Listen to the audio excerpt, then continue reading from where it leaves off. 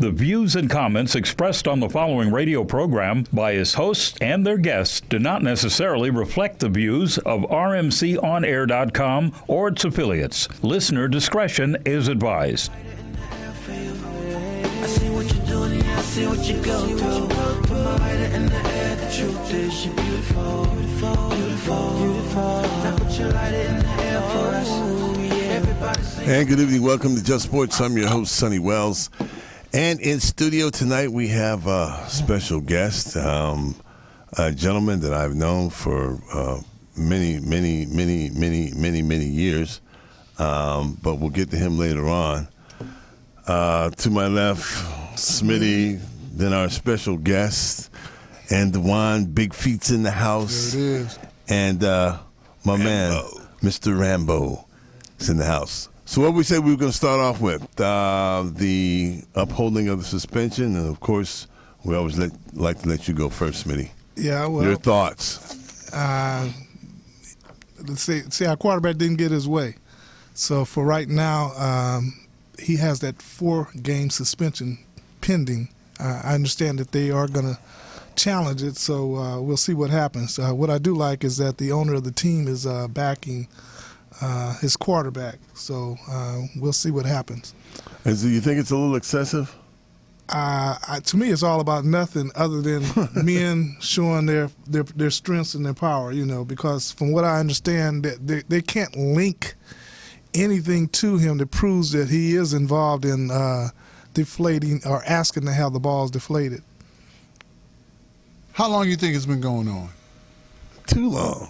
It was not just one isolated, playoff game.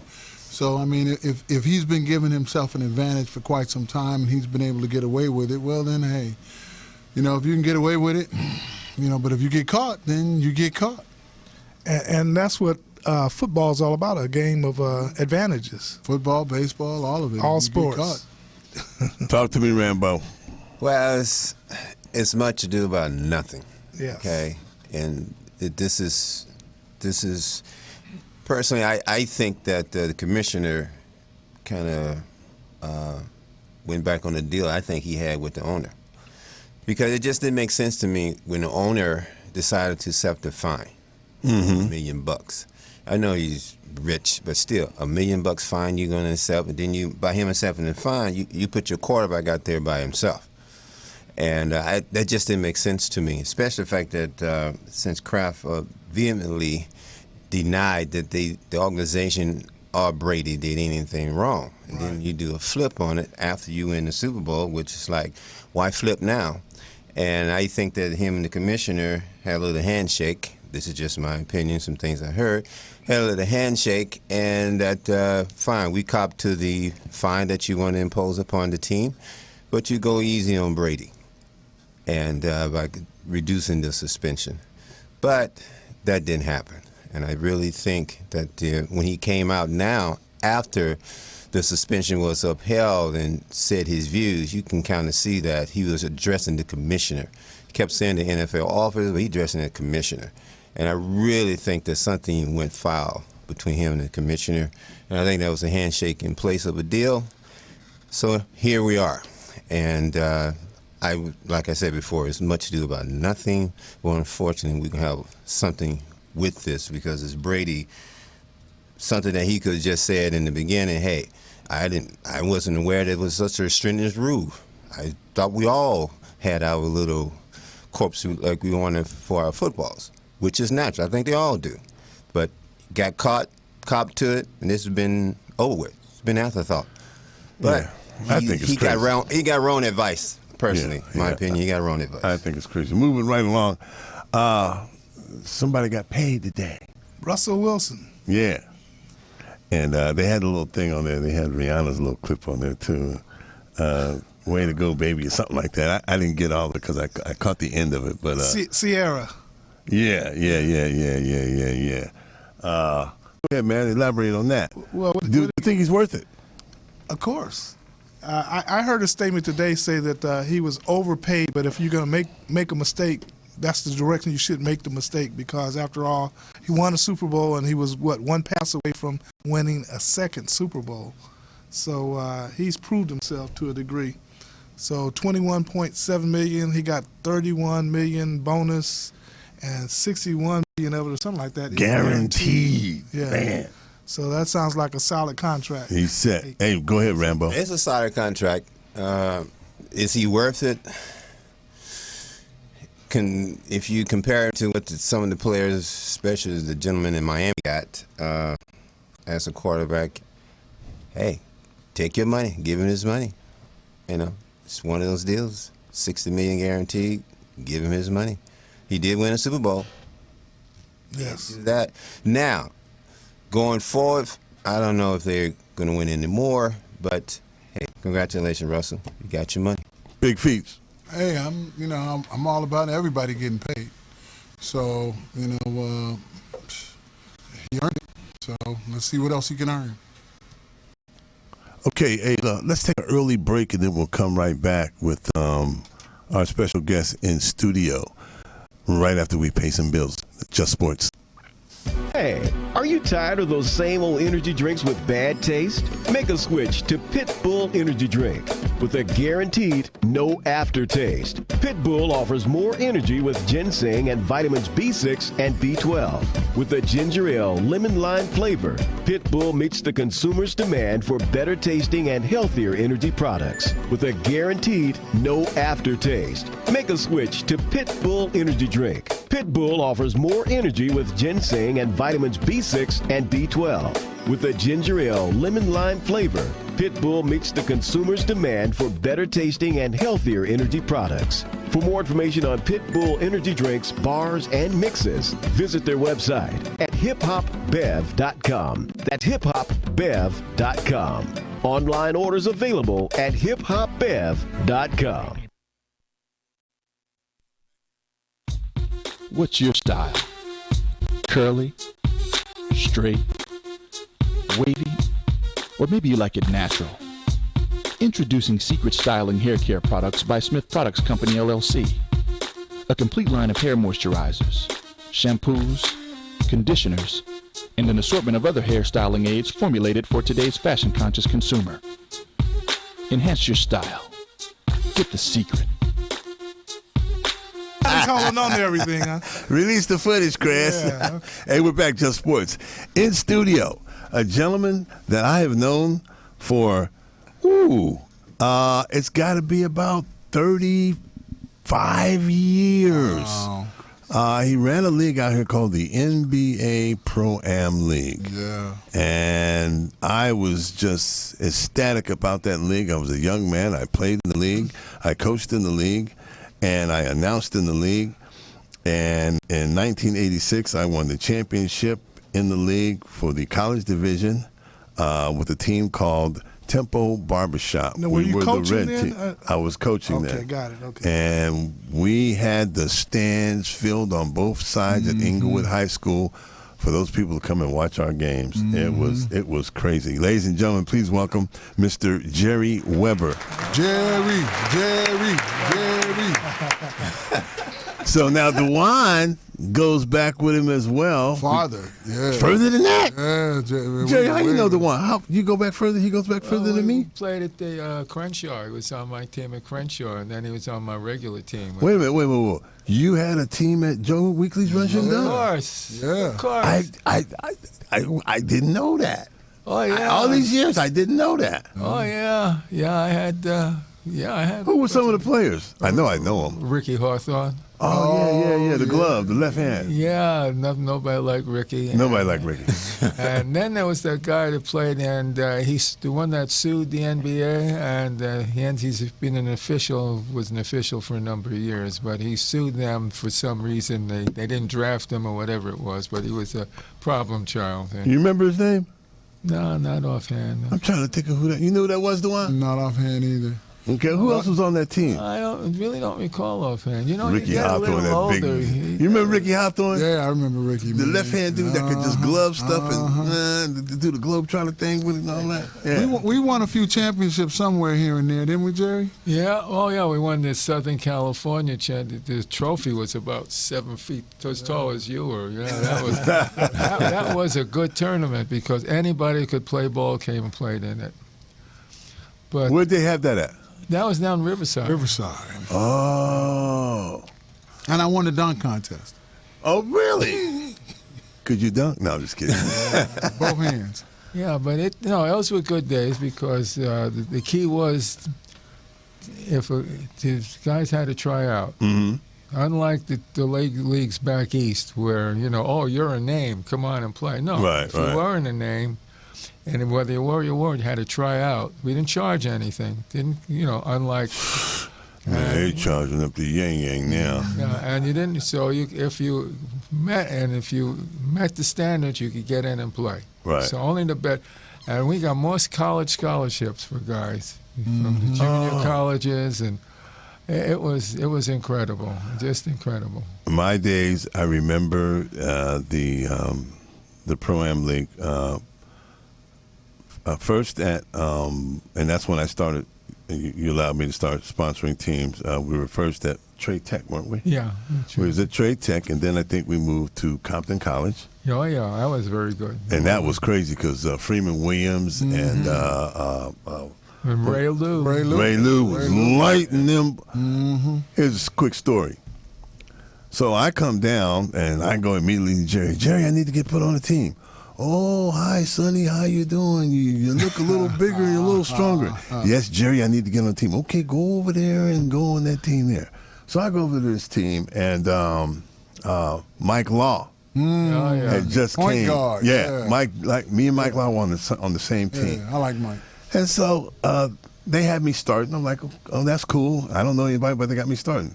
So I'm guarding. He said, you guard Ray. And everybody started laughing. I don't know the guy. I just got here, Fresh from Jersey. Not fresh, but I didn't know who he was. Okay. So I go out there, and he gets the ball, and he comes down.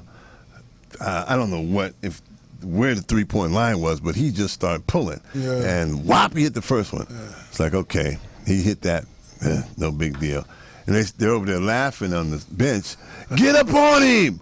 And I'm like, okay, I'm going to get up on him.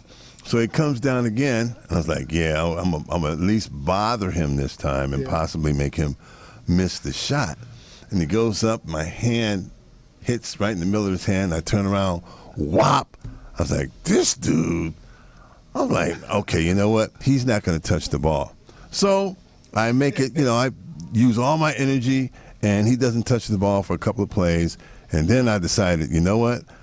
I better start holding this dude too. And he starts, he's holding me, ref, he's holding me. Let him go, let him go, let him go. And so I let him go, and he gets the ball, and he turns, and he just looks at me, and he just lets it go again, and he makes it. I'm like, oh, man, who is this dude? What is, And so I came down a couple of times, and I got a few fouls because I just wasn't going to let him do me again. And then I was tired. I was like, hey, man, get me out of here. And then they said, yeah, man, you did good. No, I was like, what are you talking about? I ain't do good. That boy just lit me up 3 times. But I find out later, they say, hey, man, that's Ray Lou. Do you want to hear Ray Lou stories? If you got time. Oh, we got time, Jerry. Yeah, we got time. Well, Ray Lou was playing LA, Cal State LA. Right. Yes. Averaging 29 points a game. I think as a sophomore he was drafted, and he went to the Sixers. Right.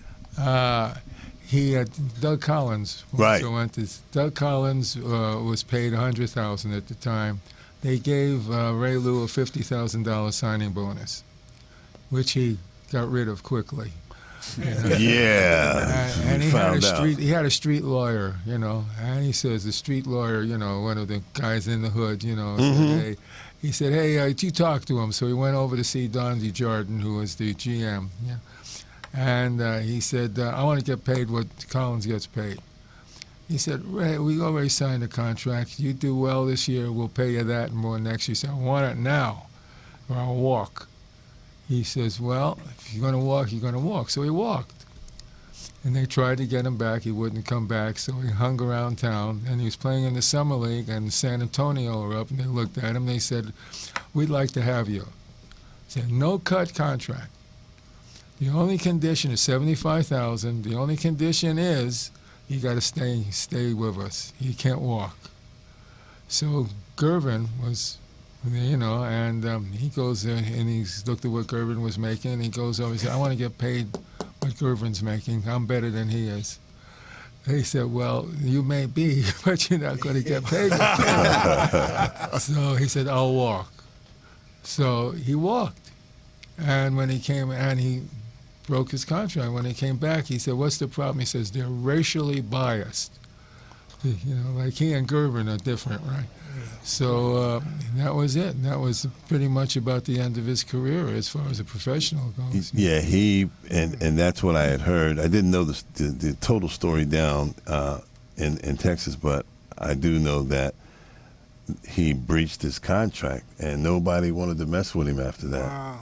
And this guy was a talent. He scored 50 on Collins in the first half. Yeah, in the summer was league, killing him. and then said, "I'm not going to play the second half to show how much better I am than him."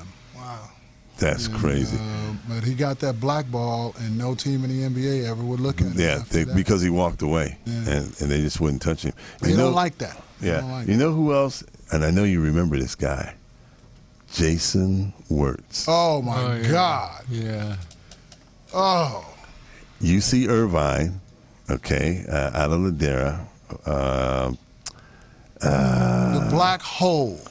Well, yeah, it wasn't coming back out. Dude, man, it was like, pass the ball. I can't. Yeah, but He he could would score. he would come down court, step over half, drop his head, and start making these noises. And he'd start shaking people and just go right around everybody and lay it up. Yeah. Wow. Oh, this guy was. Do you know that he's still in shape today? Really? Wow. 8-pack, thongs, no facial hair, just eyebrows, and can dunk. Wow. At 50-something years old. Yeah. How tall was he? He's a guard. He's a guard. Yeah. 6 foot maybe, 6 feet. Jerry? Yeah. Yeah. This guy was phenomenal, man. Somebody sent me a picture of David Payne Oh, Yeah, Dave's not doing so and good. Kenny Tyler. Oh, And yeah. Kenny's not doing You so know, good. yeah, I love both those guys, man, and I hope they get better, man. Yeah, shout out to both of them. Those are my boys, especially KT now. Yeah. Special, Sweet KT. Yeah, sweet KT. Here's a story, another story, and Jerry can attest to this. Down in the Joe Weekly Run Shoot and Dunk, KT would play against Norm Nixon. You know the body check that Norm Nixon used to do? Mm-hmm. He got that from KT because KT used to lock him he up. does. Norm Yeah, Nixon. Yeah. Oh, no, locked him up. Yeah. I watched it. Steered him like a Rolls Royce. Man. No, Couldn't move. oh, he couldn't do nothing. It was crazy. Quick as Norm Nixon was. And Yeah, he had man. that pull-up KT, jumper. dude. Did he have that pull-up KT, jumper at that man, time? KT had KT was D for splashed him. down. Is that right? Sweetest kid. I played with KT, man, in Mexico. Smooth. Oh, my God. Tell you another interesting story. KT is the gentleman that named my barbershop. Wow. Really? Yeah. Yeah, he named my barbershop. One more quick story about Jason Wirtz. You guys remember Robert Smith? Yeah, I went to Crenshaw with him. He was my point guard. Yeah. You were there. It was your league, Yeah. the Pro-Am League. Yeah. Myself, Russell Brown, and Russell Brown. and Mr. Knight, Yeah. Michael Knight, Wow, was sitting up Nightmare. in the stands. Nightmare. And so Robert Smith comes down. You know, he's in the league now, in the summertime. And he pulls up on a little green-eyed guy and shoots it. And he makes it. So he comes down again, and Jason picks him, grabs the ball, throws it out in front of him, and the next time he gets it, he's up and he's dunking it, and Robert Smith is pulling on his jersey. Oh, we fell out. It was wild. It was wild. There's a lot of good things that happened in the NBA Pro-Am League that Jerry used to run. I was involved, him and Jim Bertolero. Oh, yeah. We were all involved for a number of years. I particularly liked, you had Sean Kemp down there. Yeah. Sean Kemp came in killing. Oh, man. I was like, who's that guy doing all that dunking? You know, big, tall, long, skinny guy just dunking on everybody. And I asked, who was that? Well, that's Sean Kemp, and he'll be going into the league. How many, out of the people that were down at the Pro-Am, How many of them went to the league, approximately, on a percentage? About 30%, I say, roughly. Yeah. Yeah, I'd say about 30%. That's huge. Yeah. You know, we had, of course, you know, when we ran the program in the summertime, we had the people who were already in. But, Right. But, you know, about 30% of them, because it was a good showcase. And Excellent showcase. and it wasn't baseline to baseline. They actually had coaching, and they actually played like it was a ball game and not a race, you know, not a track meet, you know. It's very Yeah, good. you had to be able to coach. You had to be able to have some strategy. You had to know what you were doing. And back then, basketball was basic and fundamental. You know, it wasn't a lot of the high flying. There's only a few guys that could do that. But there was one guy, I don't remember this guy's name. Maybe you do.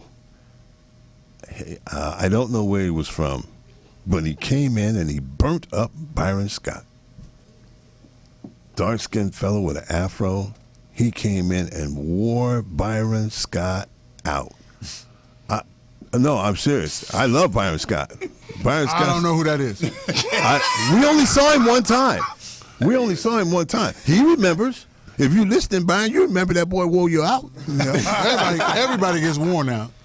No, he got worn out. I mean, there's no way. This guy was reverse dunking on him. I don't know who this character was. And I knew just about everybody there, but I'd never seen him. And he just was killing him. Well, one of the most, you know, one of the most exciting players. Well, they wouldn't let him play again. Was Mike. You know, Michael Cooper. Okay. Oh, yeah. His game, he had legs like you wouldn't believe. He could do a 720. He could do 360s and still be in the air. Mm-hmm. Man. And that was his game, you know. But they needed a 3-point shooter. So one summer he came out. He'd only shoot 3-pointers. He wouldn't play his game, but he was really exciting. Really some kind of player. Yeah, I got one not so good story about me. So Michael Cooper comes down to the Joe Wickley Run, Shoot, and Dunk, and him and Norm are playing together. So I'm on the JC team that they had assembled there, and I'm out on the court, and all of a sudden, you know, I'm usually back on D. First one's back. Here comes Norm. Now, I know I can't keep up with Norm. He's too fast. So I was like, okay, I got to play the angle. I got to go where I think he's going to be, which is usually he stopped right around the free throw line. Remember, he was real basic and fundamental. Right. But he got there real quick. So here comes Coop coming on the other side wide. I'm like, oh, man, he's getting ready to throw it to him, and I'm the only one back, 2-on-1. So I fake it, Norm, immediately go over to Coop and jump. And then the crowd goes, ooh. And then I hit my arm on the rim, and then I fall down. And they go crazy, ah! And so the ref came over and said, you all right? Yeah, I'm all right. The hell didn't y'all come back on D? And then I see Cooper going to the free throw line. He dunked on me like Cooper Loop. I had to be one of his first victims. Cooper Loop. I had to be. 'Cause I was mad. Nobody else came back down court. I'm the only one down there. They knew better. They had to, because I didn't know. I have a question. I got postered. Where does Reggie Theus fit in? Oh, Reggie was Oh, sweet. sweet Reggie. Yeah. Oh, man. Yeah, I never hear you all talk about him. Yeah, though. Reggie Was nice. He Yeah. played in Jerry's league. Reggie, Jackie Robinson Jr., I mean, that whole crew, man. Yeah, And he Larry came- Moffitt and He had Louis Brown. the spin pass. He would always do the spin pass into the big man. Okay. Yeah.